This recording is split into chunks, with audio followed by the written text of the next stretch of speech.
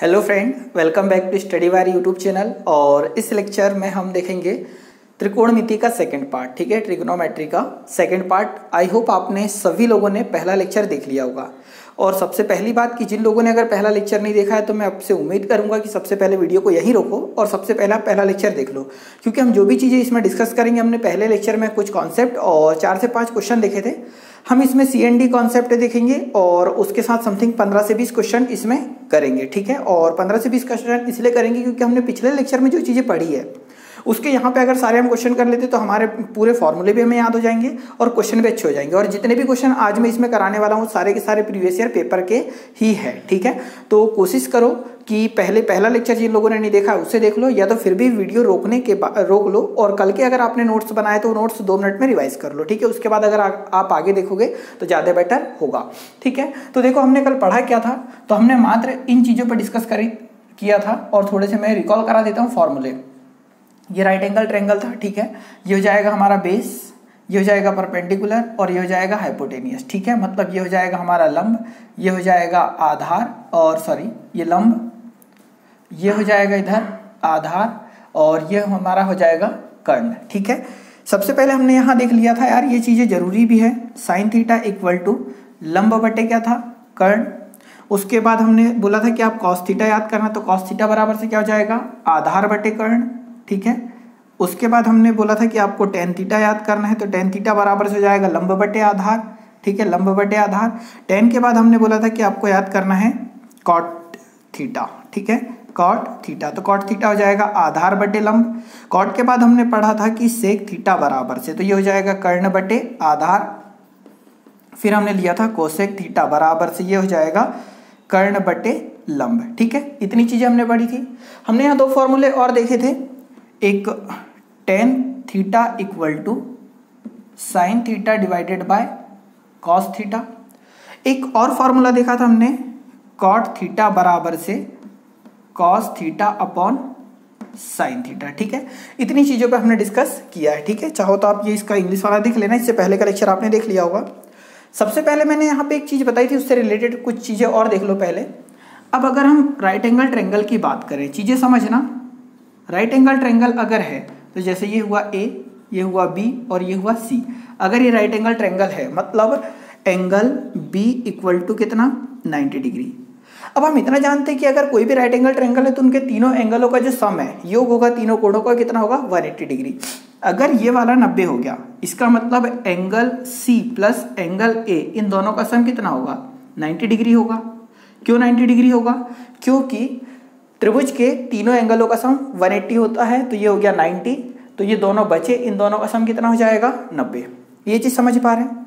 अगर मैं बोल दूं यार कि जो एंगल C है, ठीक है, एंगल C अगर 50 डिग्री हो, कितने डिग्री हो, 50 डिग्री, तो कंफर्म है कि ये कितना डिग्री हो जाएगा, 40 डिग्री। कौन सा एंगल, एंगल A। ठीक है, सपोज मैंने अगर इस C को, ठीक है, ये अगर 50 डिग्री मान लिया तो यार ये 90 तो कंफर्म है। हम जानते हैं कि इन दोनों का सम भी कितना आ रहा है, 90 डिग्री। अगर ये 50 है तो ये कितना हो जाएगा, 40 डिग्री हो जाएगा। ये चीज समझ पा रहे हैं। अगर मैं ऐसा कुछ बोल दूं कि इसका नाम अगर एंगल, देखो ये कितना हो गया 50, ये हो गया 40।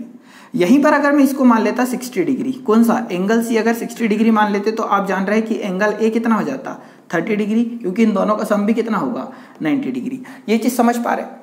अब ये चीज मैं क्यों बता रहा हूँ, क्योंकि हमने जो पिछले लेक्चर में पढ़ा, यहीं पर एक चीज मैंने पिछले लेक्चर में आपको ये बताई कि जब भी कोई अगर राइट एंगल ट्रायंगल हो, ठीक है, जैसे ये हुआ A, ये हुआ B और ये हुआ C। राइट एंगल ट्रायंगल में अगर मैं एंगल इसको थीटा मान लूं, ठीक है, इसको अगर थीटा मान लूं, तो थीटा के सापेक्ष, ठीक है, प्रेफरेंस अगर हम थीटा ले तो थीटा के सामने वाली जो साइड है, थीटा के सामने वाली भुजा है, वो हमेशा और हमेशा क्या होती है, परपेंडिकुलर या फिर क्या होती है, लंब होती है। अगर मैं इसको मान लेता कि यार ये हमारे पास बीटा है, ठीक है, ये क्या है, ये वाला जो एंगल है वो बीटा है, और अगर इस बीटा के सामने वाली भुजा की बात करूं तो इस बीटा के लिए ये क्या हो जाएगा, परपेंडिकुलर हो जाएगा, मतलब लंब हो जाएगा। मतलब इस वाले कोण के लिए ये लंब, इस वाले कोण के लिए ये लंब होगा। ये चीजें कंफर्म है। मतलब मैं अगर यहां पर बोल दूं कि यार साइन थीटा बराबर से क्या होगा, तो साइन थीटा बराबर से हम जाते हैं लंब बटे क्या होता है, कर्ण। सॉरी, साइन थीटा लिख दिया, साइन 40 डिग्री इक्वल टू क्या होगा। तो यार मैंने आपसे बोल दिया कि साइन 40 डिग्री इक्वल टू क्या होगा, तो हम इतना जानते हैं कि साइन थीटा बराबर से क्या होता है, लंब बटे कर्ण। तो यार इस 40 के लिए तो लंब ये होगा, मतलब क्या, BC, और कर्ण क्या होगा, कर्ण हमेशा 90 के सामने वाली भुजा होती है, मतलब क्या हो जाएगा, AC। चीजें समझ पा रहे हैं। अगर मैं यही बोल दूं कि tan 40 डिग्री इक्वल टू क्या होगा, और tan 40 डिग्री इक्वल टू क्या होगा, तो हम इतना जानते हैं यार कि इस डिग्री के सापेक्ष बात हो रही है, तो tan 40 डिग्री इक्वल टू क्या होगा, तो लंब बटे क्या होता है, आधार। तो थीटा के सामने वाली भुजा लंब, मतलब क्या हो जाएगा, BC अपॉन क्या हो जाएगा, AC, AB, लंब बटे आधार। पर वहीं पर अगर मैं पूछ लेता आपसे कि tan 50 डिग्री इक्वल टू क्या होगा, तो जब tan 50 डिग्री की अगर बात करता, तो यार अब ये वाला डिग्री ले रहे हैं हम, तो इस डिग्री के लिए ये वाला सामने वाला क्या होगा, लंब। तो tan थीटा बराबर से होता है लंब बटे आधार, तो लंब यहाँ क्या हो जाएगा, AB, और आधार क्या हो जाएगा, BC। आई होप मैं जो चीज़ समझाना चाह रहा हूँ समझ गए होंगे। मैं सिर्फ यहाँ से ये बताना चाह रहा हूँ कि अगर कोई राइट एंगल ट्रायंगल हमारे पास है, तो राइट एंगल ट्रायंगल में जो एंगल होता है उसके सामने वाली भुजा लंब होती है, ठीक है। और एक तो राइट एंगल ट्रायंगल हो गया, उसमें जो दो एंगल बचते हैं उन दोनों का जो सम है वो कितना होता है, 90 डिग्री होता है, ठीक है। यहाँ से हम इतनी चीज़ें समझना पा रहे थे। अब देखो यहाँ से क्वेश्चन कुछ हमारे पास कैसे मिल रहे होंगे, और समथिंग हम इसमें 15 से 20 क्वेश्चन जो भी देखेंगे, ये सारे के सारे क्वेश्चन ऐसे होंगे जो कि किसी न किसी एग्जाम में आए वाले हैं, और इसमें कोई ज़्यादा फॉर्मूले यूज़ नहीं हो रहे। अभी तक हमने जो पढ़ा वही है, परंतु ये थोड़ा सा डिफिकल्टी लेवल हो सकता बढ़ जाए, परंतु CND कॉन्सेप्ट भी देखेंगे। जो क्वेश्चन आपको टफ लगेगा बहुत इजीली यहाँ से निपट जा रहा होगा। अब यहाँ पर ऐसा कुछ हो जाएगा, मान लो सपोज एक त्रिभुज ABC, ठीक है, में हो जाएगा angle B equal to 90 degree, ठीक है। Angle B equal to 90 degree दे रखा है, और यहाँ पर अगर हम मान लें कि sine C degree equal to आपको दे दे A अपॉन B। वैल्यू अगर आपसे यहाँ पूछ ले कि tan theta equal to tan A degree equal to क्या होगा, ठीक है। क्वेश्चन कुछ इस प्रकार से दिया है। ये क्वेश्चन हो जाएगा हमारा कि ट्रायंगल त्रिभुज ABC में एंगल B इक्वल टू कितना है, 90 डिग्री, और angle C equal to A upon B है, और क्या पूछा हमसे, tan A की वैल्यू क्या होगी।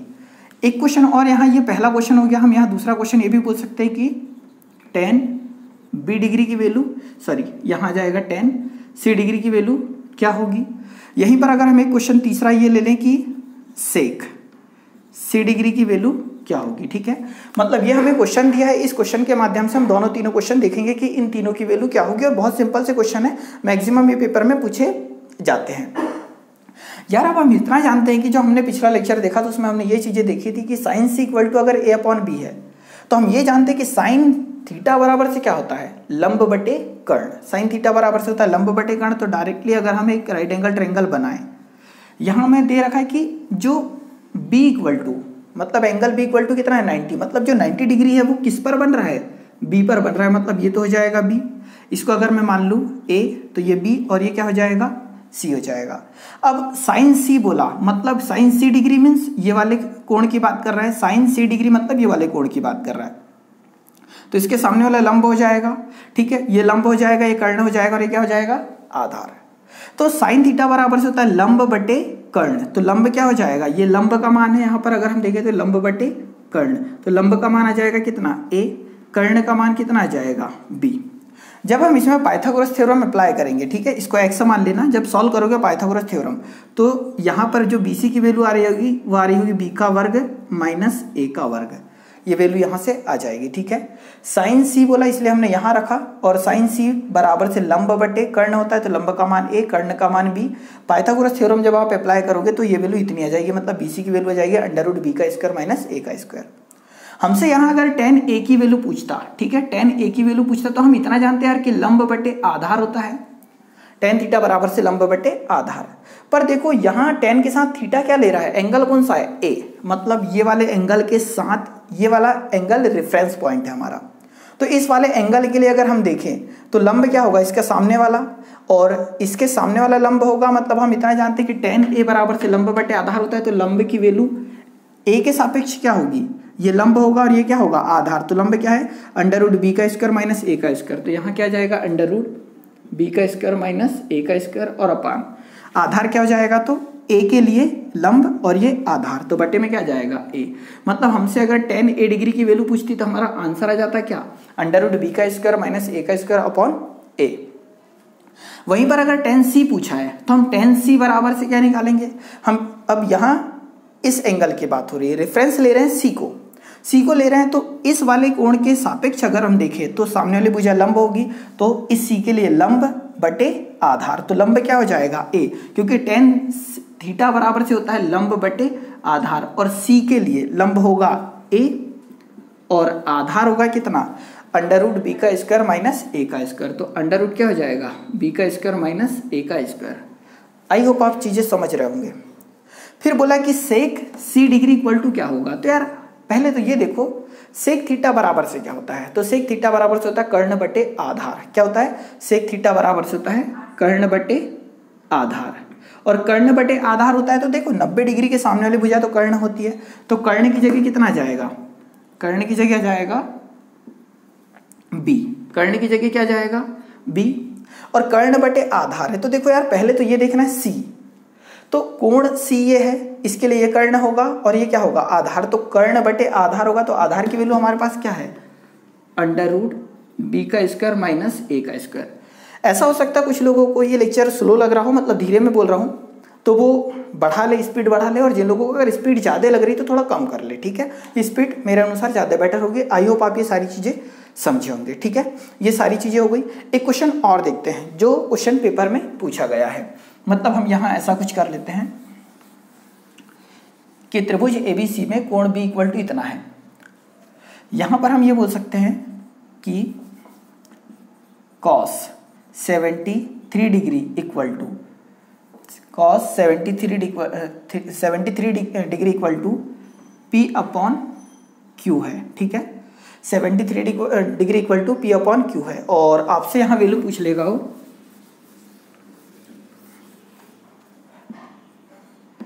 Sign theta plus sine 73 degree plus यहाँ जाएगा 17 degree equal to question mark, ठीक है, sine 73 degree plus tan 17 degree equal to question mark. और ये क्वेश्चन आए हुए हैं, मतलब आपको ये बहुत छोटे छोटे एग्जाम में ये क्वेश्चन देखने को मिल जाएगा कि त्रिभुज ABC में angle B equal to 90 degree है, तो cos 73 equal to P upon Q है, तब वैल्यू निकालना है sine 73 degree plus tan 17 degree की वैल्यू क्या होगी। इतना जानते हैं कि यार cos 73 डिग्री मतलब cos थीटा बराबर से क्या होता है आधार बटे कर्ण, मतलब ये वाली वैल्यू है किसकी आधार की और ये वाली वैल्यू है किसकी कर्ण की। तो सबसे पहले राइट एंगल ट्रायंगल अगर मैं बनाऊं तो 73 डिग्री, ये तो 90 डिग्री होगा कंफर्म है, मतलब ये वाले को मैं कितना मान लूं 73 डिग्री, इस वाले को मान लूं मैं 73 डिग्री। अगर ये 73 डिग्री है तो हम जानते हैं कि इन दोनों कोणों का सम कितना हो रहा होगा 90 डिग्री, ठीक है, क्योंकि ये 90 तो इन दोनों का सम भी 90 होगा, तो ये अगर 73 है तो ये कितने डिग्री हो जाएगा 17 डिग्री हो जाएगा, ये कंफर्म है। इस 73 के लिए ये होगा लंब, ये होगा आधार और ये होगा कर्ण। इस 73 के लिए ये लंब, ये आधार और ये कर्ण। हम जानते हैं cos थीटा बराबर से आधार बटे कर्ण होता है, तो 73 के लिए आधार ये होगा, मतलब आधार की जगह कितना है हमारे पास P, और कर्ण ये होगा 90 के सामने वाला हमेशा कर्ण होगा, तो कर्ण की जगह कितना जाएगा Q, मतलब हाइपोटेनियस की जगह कितना जाएगा Q। जब आप इन तीनों में पाइथागोरस थ्योरम अप्लाई करोगे तो इस वाली भुजा की वैल्यू अगर मैं इसको मान लूँ सॉरी B इक्वल टू कितना है 90, मतलब ये भुजा B हो गई, ये A हो गई और ये क्या हो जाएगा C। जब पाइथागोरस थ्योरम आप इस ABC में लगाओगे, ठीक है, तो इसकी वैल्यू आ जाएगी और वो आ जाएगी Q का स्क्वायर माइनस P का स्क्वायर अंडर रूट, ठीक है, इसकी वैल्यू इतनी आ रही होगी। अब हमारे पास तीनों की तीनों साइड है परपेंडिकुलर है, हाइपोटेनियस है और बेस है। हमसे पूछा है कि साइन 73 डिग्री प्लस 17 डिग्री। अब साइन 73 डिग्री, तो 73 डिग्री मतलब ये वाले डिग्री के सापेक्ष साइन थीटा बराबर से क्या होता है लंब बटे कर्ण, तो साइन 73 के लिए लंब बटे कर्ण किसकी वैल्यू होती है साइन थीटा बराबर से लंब बटे कर्ण। 73 के लिए ये लंब होगा और ये कर्ण होगा, तो लंब की वैल्यू कितनी है हमारे पास सॉरी Q का स्क्वायर माइनस P का स्क्वायर अपॉन लंब बटे कर्ण, और कर्ण की जगह कितना जाएगा Q, प्लस है तो प्लस। अब tan 17 बोला है, देखो tan 17 डिग्री 17 डिग्री, तो 17 के लिए इस वाले कोण के लिए ये होगा लंब और ये होगा क्या आधार, ये 17 के लिए लंब और ये आधार, तो हम जानते हैं कि tan थीटा बराबर से क्या होता है, लंब बटे आधार। तो इस 17 के लिए ये लंब और ये हो जाएगा आधार, मतलब यहाँ लंब होगा p और आधार कितना हो जाएगा यहाँ पर अंडर रूट क्या हो जाएगा, q का स्क्वायर माइनस p का स्क्वायर, ये कुछ हो जाएगा। एक स्टेप सॉल्व करेंगे तो हम एलसीएम ले रहे होंगे, तो एलसीएम आ जाएगा q और अंडर रूट यहाँ पर आ जाएगा q का स्क्वायर माइनस p का स्क्वायर। ठीक है, जब q से q कैंसिल हो जाएगा, जब इसका इसमें मल्टीप्लाई होगा, यहाँ इसका मल्टीप्लाई होगा तो अंडर रूट हो जाएगा कैंसिल, मतलब हो जाएगा q का स्क्वायर माइनस p का स्क्वायर, और p और q का जब आपस में मल्टीप्लाई होगा तो कितना हो जाएगा pq। ठीक है, यहाँ से कुछ कॉमन आ रहा है, कुछ कट रहा है क्या, नहीं, मतलब हमारा फाइनली आंसर यही हो जाएगा q का स्क्वायर माइनस p का square plus pq upon q और अंडर रूट q का स्क्वायर माइनस p का स्क्वायर। आई होप इस प्रकार के क्वेश्चन आप जरूर करेंगे। ठीक है, पूरी उम्मीद है। अब हम आगे देखते हैं, इसी कॉन्सेप्ट की मैं बात कर रहा था। अब आगे हम सी एंड डी कॉन्सेप्ट देख लेते हैं। ठीक है, और जहाँ पर भी आपके पास जो भी पुस्तक हो, उस पुस्तक में अगर आपको ये अजीब गरीब अगर एंगल दिखे 73 डिग्री, मतलब एक और अभी हम 90 माइनस थीटा 100, मतलब जो क्वाड्रेंट है उससे रिलेटेड क्वेश्चन जब हम देखेंगे, क्वाड्रेंट से रिलेटेड आगे जब हम पढ़ा रहे होंगे, तो वहाँ पर एक चीज़ और आएगी, परंतु आपके पास जो भी बुक है अगर उसमें कुछ इतने बराबर से अगर ऐसा है तो ये क्वेश्चन सारे इस प्रकार से सॉल्व होंगे। ठीक है, बाकी अगर आप नोट्स बनाते हो तो बहुत ज़्यादा अच्छी बात है और आपको नोट्स बनाना ही बनाना चाहिए। सी एंड डी कॉन्सेप्ट देखते हैं, ये क्या है। ठीक है, कॉम्पोनेंडो एंड ड्यूरेंडो, या फिर इसी को हम बोलते हैं योगांतर अनुपात। ठीक है, नाम तो सुना ही होगा आपने, योगांतर अनुपात। अगर मैं ऐसा कुछ बोल दूं यार कि दो राशि इक्वल है, ठीक है, मतलब हम ये बोल सकते हैं कि a upon B equal to है c अपॉन डी। ये अगर इक्वल है, समझना चीजें बहुत इजी है। ये दोनों वैल्यू अगर एक दूसरे के बराबर हो जा रही है, तो ये अगर एक दूसरे के बराबर है, तो अब गणित में एक चीज समझो यहाँ कि अगर मैं बोल दूं यार कि 5 बराबर से 5, तो आप बोलोगे यार ये तो बराबर है, क्योंकि इक्वल क्या रिप्रेजेंट करता है कि जो लेफ्ट हैंड साइड में वैल्यू है और राइट हैंड साइड में वैल्यू है, दोनों आपस में क्या है, बराबर है। यदि यार मैं इसमें 1 जोड़ दूं, तो अब तो ये बैलेंस हो ही नहीं पा रहा है कि 5 इक्वल टू 5 प्लस 1, मतलब अब ये हो गया 6 और ये हो गया 5, अब ये तो इक्वल है नहीं। इसका मतलब है कि अगर मैंने राइट हैंड साइड में 1 जोड़ा है तो लेफ्ट हैंड साइड में भी कितना जोड़ना पड़ेगा, 1 जोड़ना पड़ेगा। कहने का ये तात्पर्य है कि जब भी मैथ्स में अगर आप एक साइड छेड़खानी करते हो, यदि लेफ्ट हैंड साइड में कुछ आपने किया, जोड़ किया, घटाना किया, मल्टीप्लाई किया, तो राइट हैंड साइड में भी करना होता है। मैथ्स की कंडीशन है कि लेफ्ट हैंड साइड में अगर आपने छेड़खानी करी है तो राइट हैंड साइड में भी छेड़खानी करनी होगी। यदि मैं यार इन दोनों पक्षों में, ये दोनों बराबर है ऐसा हमारा मानना है, अगर यहाँ पर अंश है, यहाँ पर हर है, यहाँ अंश है, यहाँ हर है, दोनों पक्षों में 1 जोड़ दूं, समझना बहुत इंपॉर्टेंट कॉन्सेप्ट है, क्योंकि ये अगर आपको आ गया तो ये समझ जाओ कि कम से कम 1 नंबर आपका पक्का है। इस कॉन्सेप्ट से मैक्सिमम क्वेश्चन आते हैं। और जो लोग अगर एमपी के एग्जाम की तैयारी कर रहे हैं, तो आप 2014 या 15 में जो फॉरेस्ट हुआ था वहाँ आप पेपर उठा लीजिए, इससे ही मैक्सिमम क्वेश्चन आपको मिले थे। मतलब त्रिकोणमिति के 2 से 3 क्वेश्चन आए हुए थे और वो सारे के सारे CND कॉन्सेप्ट पे थे। मैंने करा क्या कि अगर लेफ्ट हैंड साइड में 1 जोड़ दूं तो राइट हैंड साइड में भी 1 जोड़ना पड़ेगा, क्योंकि मैथ्स के रूल है कि अगर ये दोनों पहले से इक्वल थे तो इन दोनों को इधर अगर 1 जोड़ा तो इधर भी 1 जोड़ना पड़ेगा। जब इसको सॉल्व करोगे तो यहाँ हो जाएगा a plus B upon B बराबर से c plus D upon D, ऐसा कुछ हो जाएगा। ठीक है, ये कंडीशन आप समझे, इसको बोलते हैं योग अनुपात। इसको क्या बोलते हैं, योग अनुपात। कहने का मतलब कि अगर हमें ऐसी कुछ कंडीशन दे रखी हो a अपॉन बी बराबर से c अपॉन डी, ठीक है, मतलब हम ये बोल सकते हैं कि p अपॉन क्यू बराबर से r अपॉन s हमें दे रखा है। ठीक है, p upon Q equal to r upon s दिया है, और आपसे अगर वैल्यू पूछ लेता है कि p plus Q upon Q की वैल्यू क्या होगी बताओ, ठीक है, p plus Q upon Q की वैल्यू क्या होगी, तो हम डायरेक्ट बता सकते हैं कि अगर ये दोनों वैल्यू इधर जुड़ी और बटे में q है तो इधर भी ये दोनों वैल्यू जुड़ेगी, मतलब r plus s upon s होगा। ठीक है, चीजें समझ पा रहे हैं आप, इसको बोलते हैं योग अनुपात। ठीक है, अब आप सोच रहे होंगे यार कि ट्रिग्नोमेट्री में इसको क्यों पढ़ा रहे हैं, भाई जरूरत है इसीलिए पढ़ा रहे हैं। अगली कंडीशन की, अगर मैं इसमें से यहाँ पर दोनों पक्षों में 1 जोड़ा, अगर मैं दोनों पक्षों में से 1 घटा दूं तो बिल्कुल किया जा सकता है। यहाँ हमारे पास जो a अपॉन बी -1 बराबर से c अपॉन डी -1, क्या ऐसा कर सकते हैं, दोनों पक्षों में से घटाया जा सकता है। इसको आगे सॉल्व करोगे तो a minus B upon B बराबर से c माइनस डी अपॉन क्या बचेगा, d बचेगा। बोलो ये भी बिल्कुल सही है। इसको बोलते हैं अंतर अनुपात, इसको बोलते हैं योगानुपात, इसको बोलते हैं अंतर अनुपात। चीज़ें समझ पा रहे हैं। अब यहाँ से इसको अगर मैं मान लूँ कि यार ये समीकरण number 1 equation number first and ये इक्वेशन नंबर सेकंड है, ठीक है। यदि मैं इक्वेशन फर्स्ट में इक्वेशन सेकंड से डिवाइड कर दूं, इक्वेशन फर्स्ट को इक्वेशन सेकंड से डिवाइड कर दूं, तो कुछ कंडीशन ऐसी आ रही होगी आपके सामने। इक्वेशन फर्स्ट हमारे पास क्या है, a plus B upon B बराबर से यहाँ पर आ जाएगा c plus D upon D. इस पूरे के बट्टे में, क्योंकि हम लेफ्ट हैंड साइड को लेफ्ट हैंड साइड से भाग देंगे, राइट हैंड साइड को राइट हैंड साइड से भाग देंगे, तो इस पूरे के बट्टे में क्या आ जा रहा होगा, a plus B upon B equal to c plus D upon D. अब यहाँ पर लेफ्ट हैंड साइड क्या है हमारे पास, a minus B upon B, और पूरे के बराबर में से यहाँ जाएगा c minus D upon D, ठीक है। अब अगर हम एक चीज ये समझ रहे होंगे कि मैं ये बोल दूं कि यार a अपॉन बी पूरे के बट्टे में जाएगा c अपॉन डी।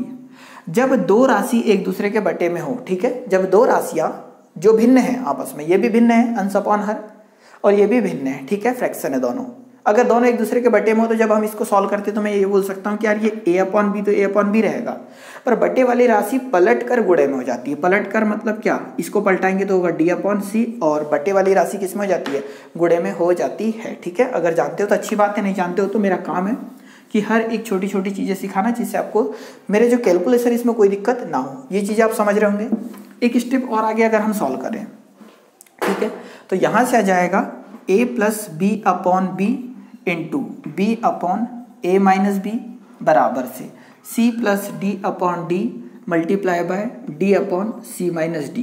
क्या ये चीज़ आप समझ पा रहे हैं? मैंने क्या करा कि बट्टे वाली फ्रैक्शन को पलटा दिया, गुणे में लिख दिया, बट्टे वाली फ्रैक्शन को पलटा दिया, गुणे में लिख दिया। तो यार b से b कैंसिल हो जा रहा होगा, d से d कैंसिल हो जा रहा होगा, ठीक है। यहाँ अंश में बचा क्या हमारे पास, a plus B upon A minus B, और इधर क्या बचा हमारे पास, तो c प्लस डी अपॉन सी माइनस डी।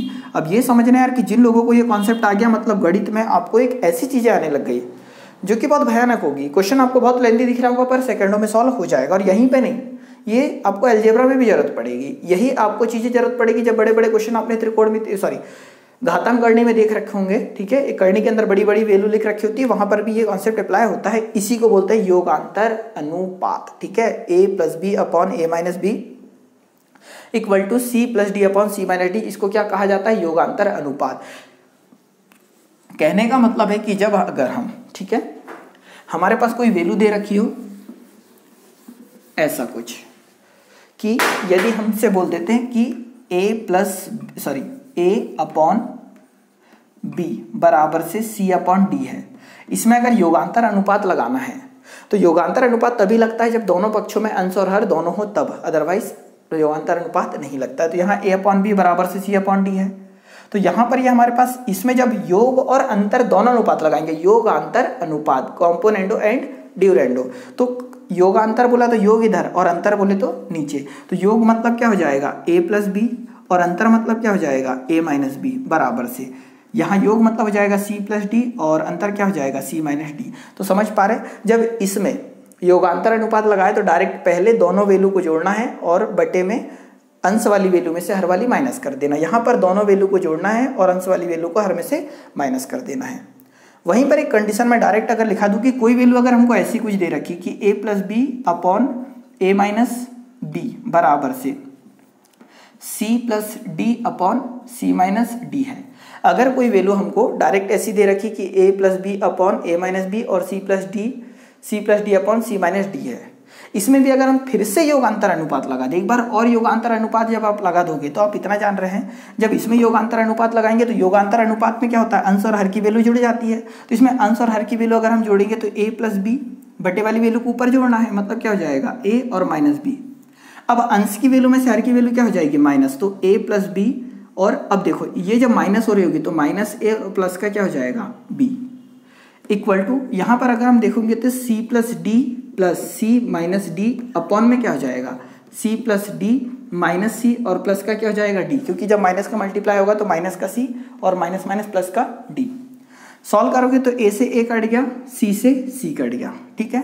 यहाँ पर b से b कैंसिल हो जाएगा, यहाँ पर d से d कैंसिल हो जाएगा, a और a कितना हो गया 2a, या b और b कितना हो गया 2b बराबर से c और c कितना हो गया 2c और डी कितना हो गया 2d, यार 2 से 2 कैंसिल, 2 से 2 कैंसिल, ठीक है। अब आगे और सॉल्व करेंगे तो आ जाएगा a plus B equal to C plus D. कहने का मतलब कि हमें ऐसा दिया था तो हम यहाँ पहुँच गए थे, और इस प्रकार से दिया रहेगा तो यहाँ आ जाएंगे, ठीक है।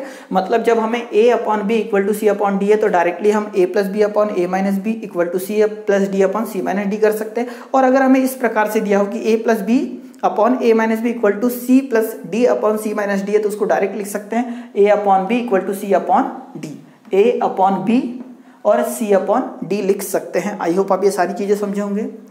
डायरेक्ट हम त्रिकोणमिति पे चलते हैं कि ट्रिग्नोमेट्री में ये कहाँ अप्लाई हो रहा होगा, ठीक है। अब जितने भी क्वेश्चन कराएंगे सारे के सारे क्वेश्चन एग्जाम में आए वाले हैं, ठीक है। और कोशिश करिए कि आपके पास जो भी पुस्तक हो आप उससे पढ़े जरूर।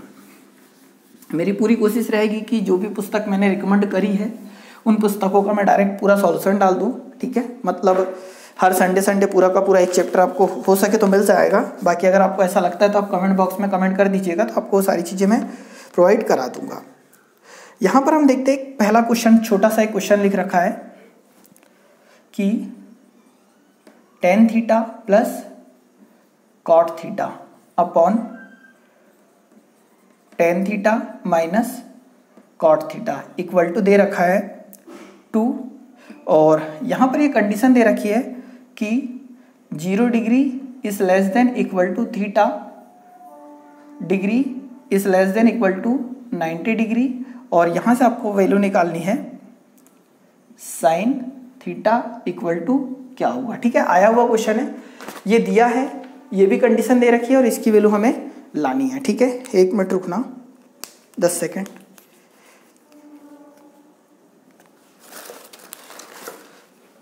नहीं रहने देना।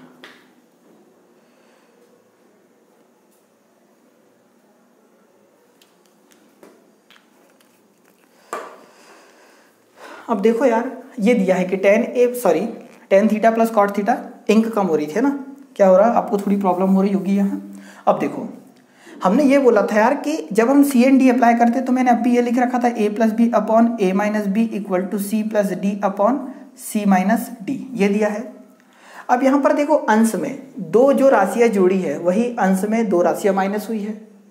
जब भी योगांतर अनुपात लगता है तो दोनों पक्ष में एक साथ लगता है, मतलब इधर हमारे पास 2 दिया है तो इसके बटे में कुछ नहीं तो कितना होगा 1। कॉन्सेप्ट ये बोलता है कि जब अंश अनुपात सी एंड डी जब हम लगाते हैं तो यहाँ पर ये हमारा अंश बनेगा और ये क्या बनेगा हर, मतलब यहाँ हम लिख सकते हैं tan थीटा अपॉन क्या जाएगा कॉट थीटा बराबर से, एक बार अंश और हर की वैल्यू क्या करना पड़ेगा जोड़ना पड़ेगा, तो 2 और 1 कितना हो जाए 2 प्लस 1 बटे में। अब अंश में से हर को क्या करेंगे माइनस करेंगे, ऐसा हमने पढ़ा है अभी।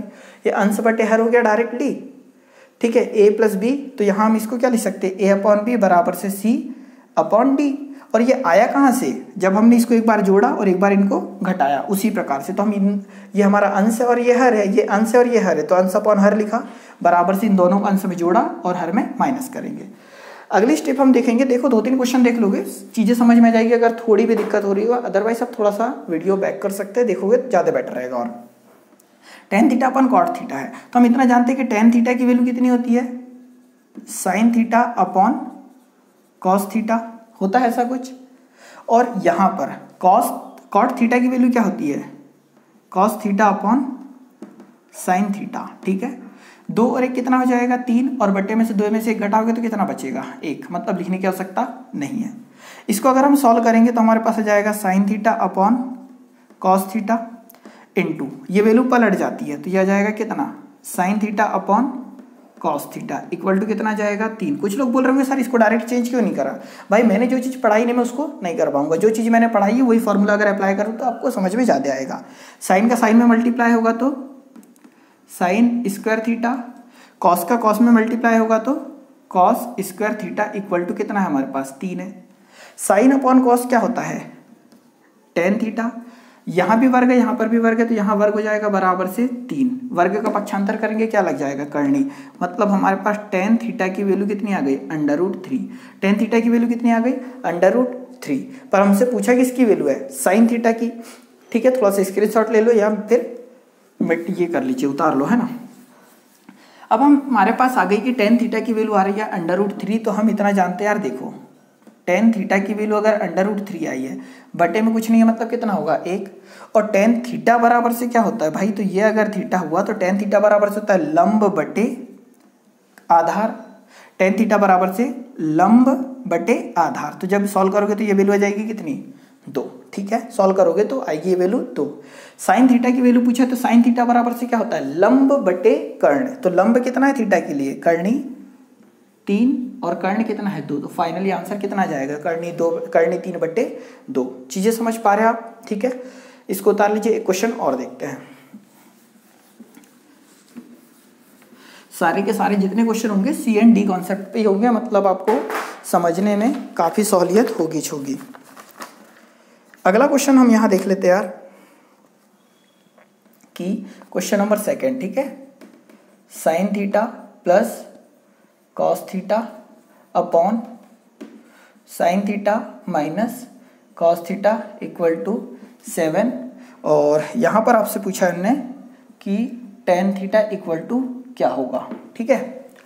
तो देखो यार question sine theta plus cos theta upon sine theta minus cos theta equal to 7 है, और टेन थीटा की वैल्यू हमसे पूछी है, और टेन थीटा की वैल्यू पूछी तो हम यार देखो इसके बटे में कुछ नहीं है मतलब 1, डायरेक्ट C&D अप्लाई करेंगे तो अंश बटे हर, क्योंकि अंश में वैल्यू जुड़ी है, हर में माइनस हुई है, तो अंश बटे हर मतलब sign theta upon cos theta, अंश और हर को यहाँ जोड़ देंगे तो 7 + 1, और अंश में से हर को घटा देंगे तो 7 माइनस कितना 1। समझ पा रहे आप, साइन बटे कॉस क्या होता है टेन थीटा, और 7 और 1 8, और बटे में 7 में से जब 1 घटाओगे तो 6, 2 से काटोगे तो 4, 2 से काटोगे तो 3, तो यार टेन थीटा की वैल्यू आ कितनी गई 4/3, और यही हमसे पूछा था कि टेन थीटा की वैल्यू कितनी होगी, तो कितनी होगी 4/3। आई होप आप समझ रहे होंगे। एक क्वेश्चन और लेते हैं, ठीक है, मतलब जितने नंबर ऑफ क्वेश्चन आप करते जाओगे, परंतु मैंने कुछ मैक्सिमम क्वेश्चन थोड़ा डिफरेंट टाइप लाए हैं जिससे आपको दिक्कत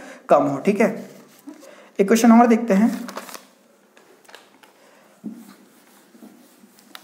और कोशिश करिए यार कि मैथ्स एक ऐसा है जिसमें जितनी प्रैक्टिस आप करोगे उतना ज़्यादा आपको अच्छा बनेगा, ठीक है, मतलब कहने का मतलब कि पूरा का पूरा प्रैक्टिस पे डिपेंड है, जितनी ज़्यादा प्रैक्टिस करेंगे उतना ज़्यादा बेटर होगा, अदरवाइज चीज़ें में दिक्कत होगी।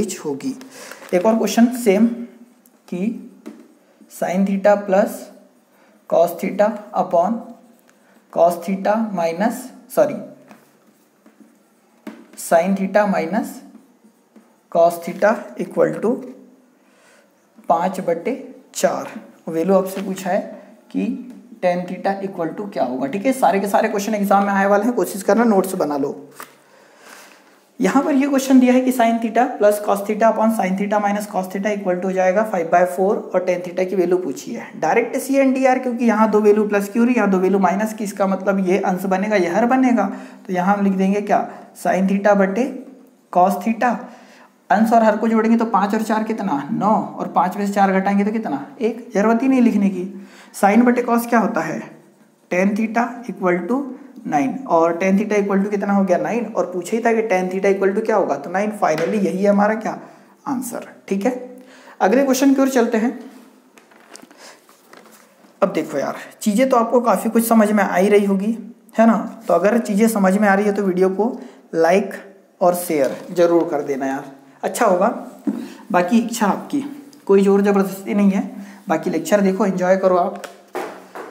अगर आपके लिए आपके साथ अगर कुछ अच्छा हो रहा है तो कोशिश करिए यार कि यहाँ भी कुछ अच्छा हो, ठीक है। और सिर्फ 1-2 share sec theta plus tan theta upon sec theta minus tan theta equal to आएगा 5/3। वैल्यू पूछी है cosec theta equal to question mark, ठीक है। तो यार sec theta plus tan theta upon sec theta minus tan theta बराबर से 5/3 है, और कोसेक थीटा की वैल्यू पूछी है। डायरेक्टली यहाँ 2 वैल्यू प्लस की और यहाँ 2 वैल्यू माइनस की, मतलब ये अंश बनेगा या हर बनेगा, तो हम लिख सकते हैं क्या sec theta upon tan theta equal to 5 और 3 कितना 8, 5 में से 3 घटाएंगे तो कितना 2। चीज़ें तो समझ पा रहे होंगे, 3 क्वेश्चन होगा हमारे, 2 से काटेंगे तो 4।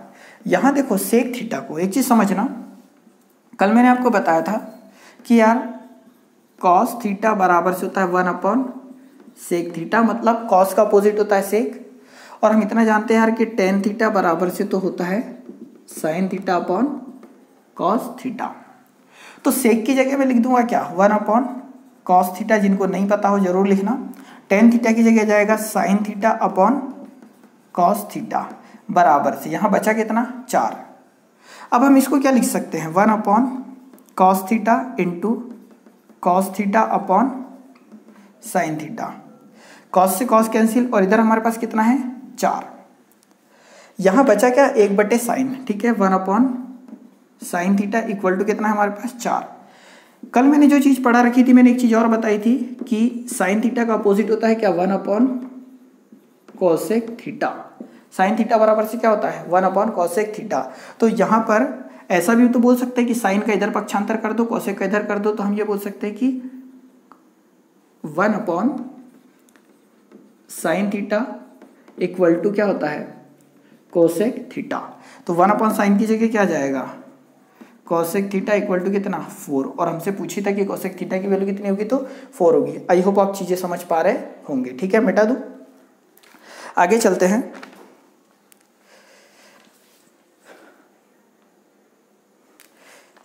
यार ऐसा कुछ करते हैं, क्वेश्चन मैं आपको दे देता हूं और इस क्वेश्चन को हम देखेंगे अगले लेक्चर में, ठीक है, क्योंकि 35-36 मिनट का लेक्चर हो गया है। वीडियो अपलोड करने में भी दिक्कत होती है क्योंकि कम से कम 5 से 8 GB का बन जाता है ये, तो है ना। तो एक क्वेश्चन मैं आपको दे दे रहा हूँ, आप कमेंट बॉक्स में ज़रूर कमेंट करना कि इसका आंसर क्या है, ठीक है। बाकी हम अगले लेक्चर में इससे ज़रूर मिलेंगे। यहाँ आ जा रहा है, 1 मिनट, क्वेश्चन आपको देना चाहिए। चलो, 10 अल्फ़ा इक्वल टू 2, यहाँ जाएगा cosec square alpha minus sec square alpha divided by cosec square alpha plus sec square alpha, ठीक है। ऐसा हो सकता है कि ये कल के लेक्चर से बने, आज के लेक्चर से भी। अगर आपने दोनों लेक्चर अच्छे से देखे तो इसका आंसर फाइनली आएगा, और जो भी आंसर आएगा आप कमेंट बॉक्स में बिल्कुल कमेंट करना, ठीक है। अगले लेक्चर में फिर मुलाकात होगी, जब तक के लिए जय हिंद, जय भारत।